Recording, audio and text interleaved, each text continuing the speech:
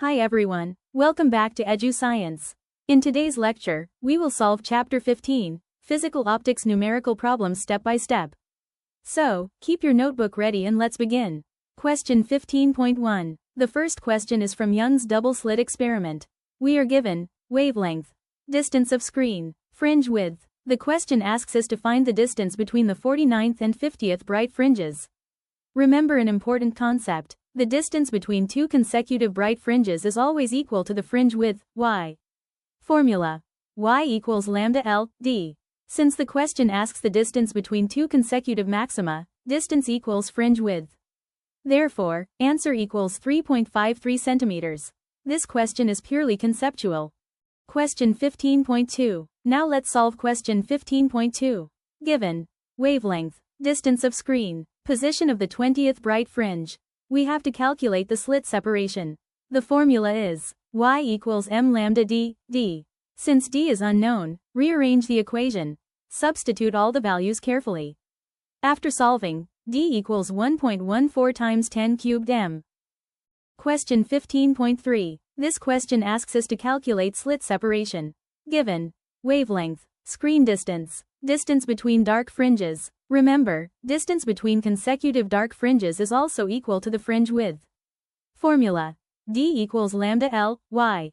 After substitution, D equals 2.08 times 10 to the power of 4 m. Question 15.4. Here, we have slit separation, screen distance, wavelength. We need the distance between the second and third dark fringes. Since these are consecutive dark fringes, distance equals fringe width. Again use y equals lambda L divide by d. After calculation, y equals 8.33 times 10 squared cm. Question 15.5. Given slit separation, screen distance, wavelength. Again, distance between two consecutive dark fringes equals the fringe width. Use y equals lambda L, d. Substitute the values. Y equals 1.07 times 10 to the power of 4 m.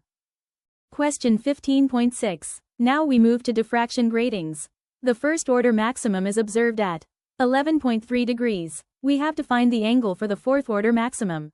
Use the grating equation. dSin theta equals n lambda. For first order, and dSin 11.3 degree equals lambda. For fourth order, dSin theta equals 4 lambda. Therefore, after calculation, theta equals 51.7 degrees. Always use your calculator in degree mode. Question 15.7. This is another diffraction grating problem. Given third order red light, wavelength equals 700 nanometers, angle equals 65 degrees. We have to calculate the angle for second order violet light of wavelength 400 nanometers. Again use dSin theta equals n lambda. Since the grating remains the same, equate both expressions. After rearranging, substitute all values. The final answer becomes 20.2.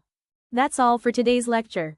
If you found this lecture helpful, like the video, share it with your classmates, and subscribe to EduScienceHub for more physics lectures and solved numericals. Allah Hafiz, and see you in the next lecture.